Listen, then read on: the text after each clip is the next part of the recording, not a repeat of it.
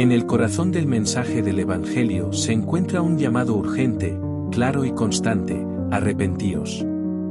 Este llamado lo proclamaron los profetas del Antiguo Testamento, lo reafirmó Juan el Bautista, lo predicó Jesús y lo anunciaron los apóstoles.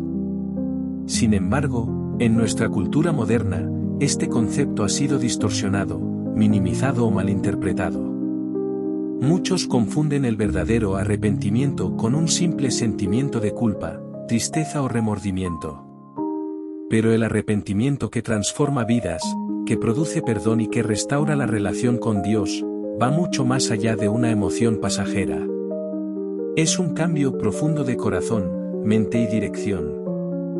Este relato tiene como propósito explorar qué es el verdadero arrepentimiento, cómo se diferencia del mero remordimiento, qué enseña la Biblia al respecto, y cómo este acto espiritual produce una transformación radical en la vida del creyente.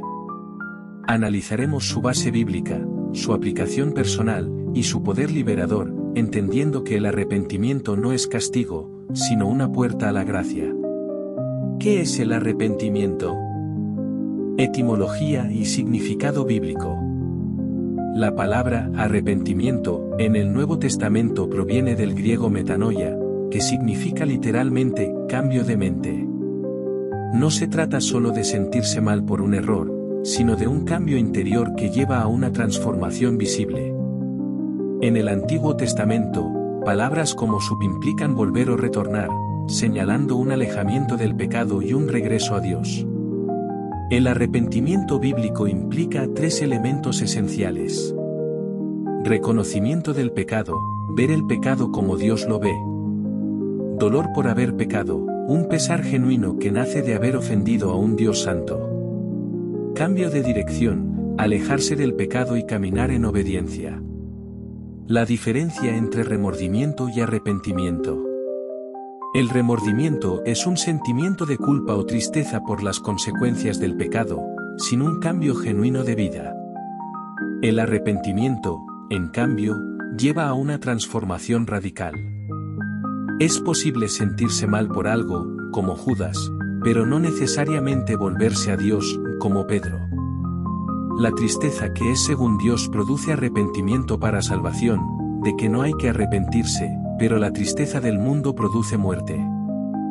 2 Corintios 7 y 10. El llamado al arrepentimiento en la Biblia. En el Antiguo Testamento, los profetas llamaban al pueblo de Israel a volver a Dios con todo su corazón. Su mensaje era claro: arrepentirse o enfrentar el juicio. Convertíos a mí con todo vuestro corazón, con ayuno y lloro y lamento. Rasgad vuestro corazón, y no vuestros vestidos. Joel 2, 12-13.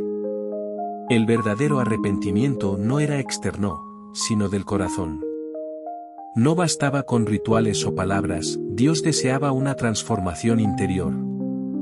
En el ministerio de Juan el Bautista, Juan preparó el camino para el Mesías con una prédica contundente: arrepentíos, porque el reino de los cielos se ha acercado.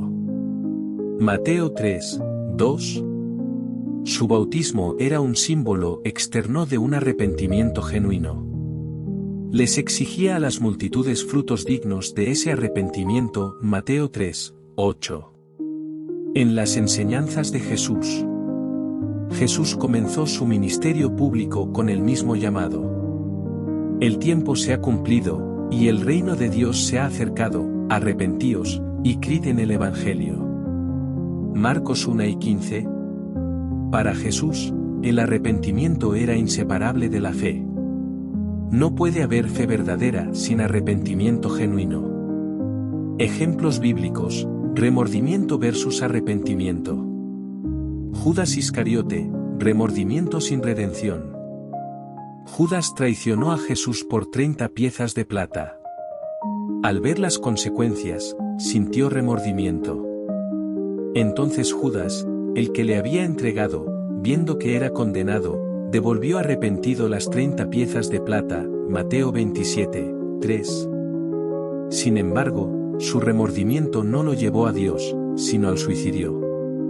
No hubo confesión, ni búsqueda de perdón, ni restauración. Pedro, caída seguida de restauración. Pedro negó a Jesús 3 veces. Al recordar las palabras del Maestro, lloró amargamente, Lucas 22, 62. Su tristeza fue sincera, y lo llevó a un arrepentimiento verdadero. Jesús luego lo restauró y le confió la tarea de pastorear a sus ovejas, Juan 21, 15-17. La diferencia entre Judas y Pedro no fue la gravedad del pecado, sino la respuesta del corazón. Frutos del arrepentimiento verdadero. Cambio de vida. El arrepentimiento produce frutos visibles. Zaqueo, al encontrarse con Jesús, no solo reconoció su pecado, sino que decidió restituir. La mitad de mis bienes doy a los pobres, y si en algo he defraudado a alguno, se lo devuelvo cuadruplicado. Lucas 19, 8. Deseo de obedecer. Un corazón arrepentido no busca justificar el pecado, sino alejarse de él. Hay una hambre por la santidad y la obediencia. Crea en mí, oh Dios, un corazón limpio, y renueva un espíritu recto dentro de mí. Salmo 51, 10. Restauración de relaciones. El arrepentimiento verdadero nos lleva a pedir perdón, a reconciliarnos con los que hemos herido, y a vivir en paz. ¿Cómo saber si mi arrepentimiento es genuino? Examen del corazón. ¿Estoy dolido por las consecuencias o por haber ofendido a Dios? ¿Quiero evitar el castigo o vivir para agradar a Dios? Examinaos a vosotros mismos si estáis en la fe, probaos a vosotros mismos. 2 Corintios 13, 5. Frutos constantes. ¿Ha habido un cambio visible en mi manera de vivir? El arrepentimiento genuino no es un evento aislado, sino una actitud continua de humildad y dependencia. Deseo de restauración. ¿Busco restaurar lo que rompí? ¿Estoy dispuesto a confesar mi pecado, pedir perdón y actuar para corregir lo que dañé? Obstáculos al arrepentimiento verdadero. Orgullo. Reconocer que hemos fallado requiere humildad. El orgullo endurece el corazón y justifica el pecado. Autojustificación. Buscar excusas o culpar a otros impide un arrepentimiento genuino. Temor a la vergüenza. Muchas personas no se arrepienten por miedo a ser juzgadas o expuestas, olvidando que la confesión libera. El que encubre sus pecados no prosperará, mas el que los confiesa y se aparta alcanzará misericordia. Proverbios 28, 13. El poder restaurador del arrepentimiento. Dios no desprecia al corazón contrito. Al corazón contrito y humillado no despreciarás tú, oh Dios. Salmo 51, 17. Dios no está esperando para condenarnos, sino para perdonarnos. El arrepentimiento es la llave que abre la puerta de su gracia. Gozo en el cielo.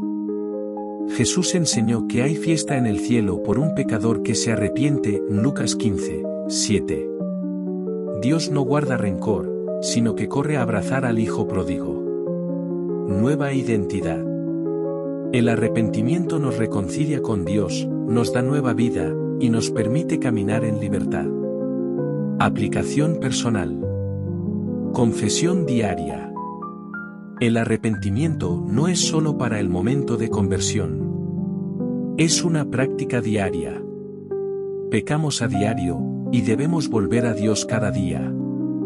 Sensibilidad al pecado.